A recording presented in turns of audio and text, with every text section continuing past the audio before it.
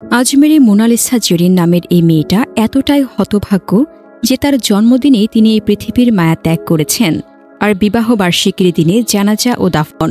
জানাজায় ৬ জুন ছিল জেরিনের ২৭তম জন্মদিন, আর ৭ জুন ছিল তার বিবাহবার্ষিকী। কিন্তু ৬ জুন রাতেই ডেঙ্গু জ্বরে আক্রান্ত হয়ে না ফেরার দেশে চলে যান জেরিন। আর ৭ জুন সকালে তার জানাজা ও দাফন সম্পূর্ণ হয়। জীবন আসলে কতটা অনিশ্চিত, তাই না? এই মৃত্যু যেন কেবল একটি পরিবারের নয়, পুরো বরগুনার হৃদয়ের রক্তক্ষরণ। আজ জেরিন নেই, নেই তার হাসি মুখ, নেই সেই কেকের গন্ধ।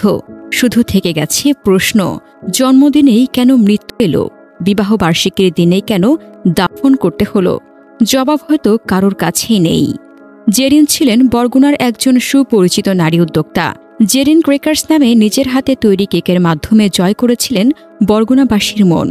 জন্মদিন হোক, বিয়ে বার্ষিকী হোক বা ঈদের উৎসব, তার তৈরি কেক ছাড়া যেন অনেকের আয়োজনই পূর্ণ হতো না। কিন্তু চিরচেনা সেই হাসিমুখ মেয়েটি নিজের জন্মদিনে আর কেক কাটতে পারলেন না। যে হাতে অন্যদের মুখে হাসি ফুটিয়েছিলেন বছরের পর বছর, সেই জেরিনকে নিজের জন্মদিনে বিদায় নিতে হলো প্রিয় পৃথিবী থেকে। আর তার দাফনের সময় যখন প্রিয়জনেরা চোখে জলে ভিজছিলেন, তখন ক্যালেন্ডার বলছিল আজ তার বিবাহবার্ষিকী। জেরিন সাবেক সংসদ সদস্য প্রয়াত জাফরুল হাসান ফাহাদের ছোট মেয়ে। পরিবারের রাজনৈতিক পরিচয়কে ছাপিয়ে তিনি নিজেই তৈরি করেছিলেন নিজের পরিচয়। তার ২ বছরের একটি শিশু কন্যা রয়েছে। পরিবার সূত্রে জানা যায়, জ্বরে আক্রান্ত হয়ে জেরিন ও তার স্বামী রাকিবুল হাসান রাজন গত বুধবার বরগুনা জেনারেল হাসপাতালে ভর্তি হন।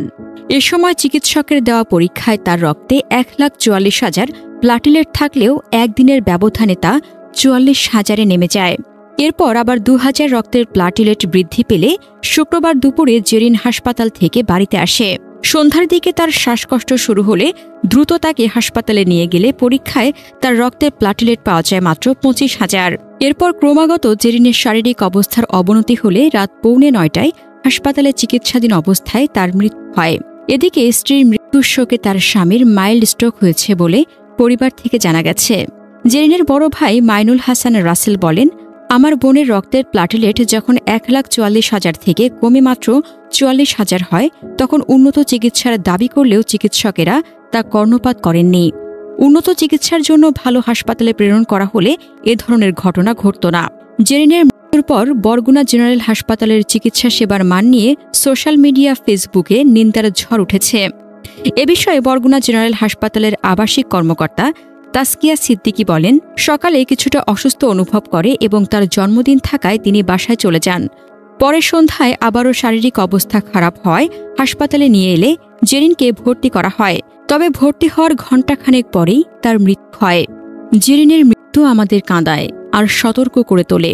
তার গল্প যেন আর কারো জীবনে সত্যি না হয়। ডেঙ্গুকে অবহেলা করা যাবে না, শুরুতেই নিতে হবে সঠিক চিকিৎসা। প্রতিটি হাসপাতালকে হতে হবে দায়িত্বশীল ও দ্রুত পদক্ষেপে সক্ষম।